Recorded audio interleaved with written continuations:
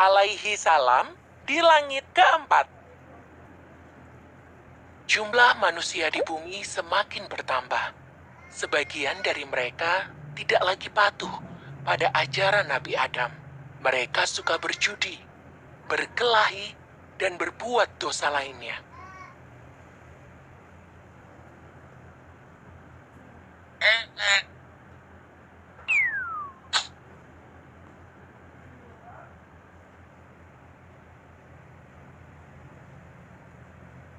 Nabi Idris adalah nabi kedua yang ditugaskan untuk membimbing manusia. Nabi Idris sangat taat pada perintah Allah. Kagum akan ketakwaan Nabi Idris, malaikat Israel berdoa kepada Allah agar diizinkan bertemu dengan Nabi Idris.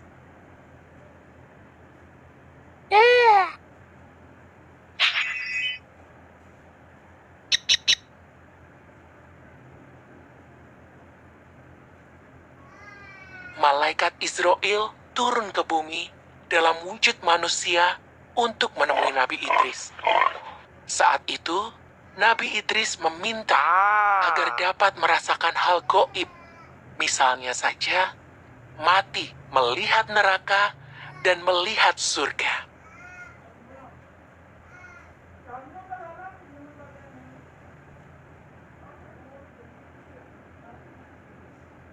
Nabi Idris diizinkan untuk merasakan kematian dan kengerian saat ajal menjemput.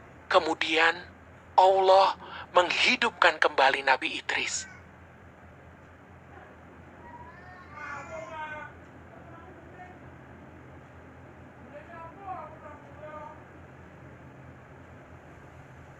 Nabi Idris diizinkan untuk melihat neraka, tempat yang sangat menakutkan, tempat bagi orang-orang yang suka berbuat dosa.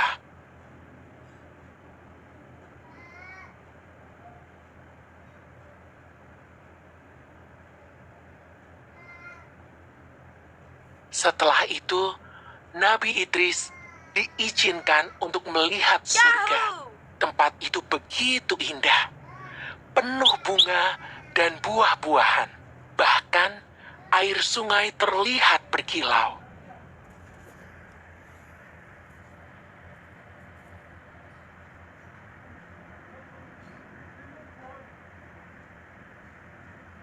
Surga adalah tempat untuk orang yang taat pada perintah Allah. Ketika tiba waktunya untuk pulang ke bumi, Nabi Idris berdoa agar diizinkan untuk tinggal di surga.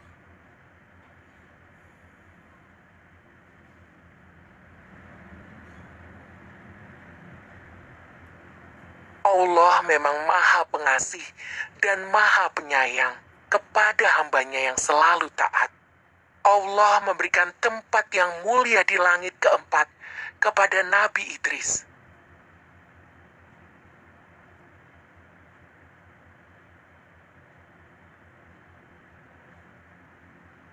Nabi Idris adalah satu-satunya manusia yang tinggal di surga tanpa mengalami kematian. Jauh sesudah itu, saat Nabi Muhammad mengunjungi surga, dalam peristiwa Isra Mi'raj, Nabi Muhammad bertemu dengan Nabi Idris.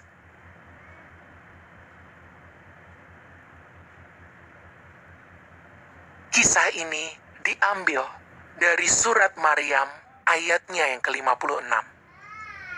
Dan ceritakanlah, hai Muhammad, kepada mereka kisah Idris yang tersebut di dalam Al-Quran.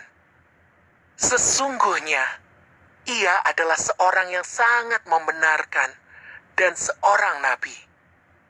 Surat Maryam ayatnya yang ke-57.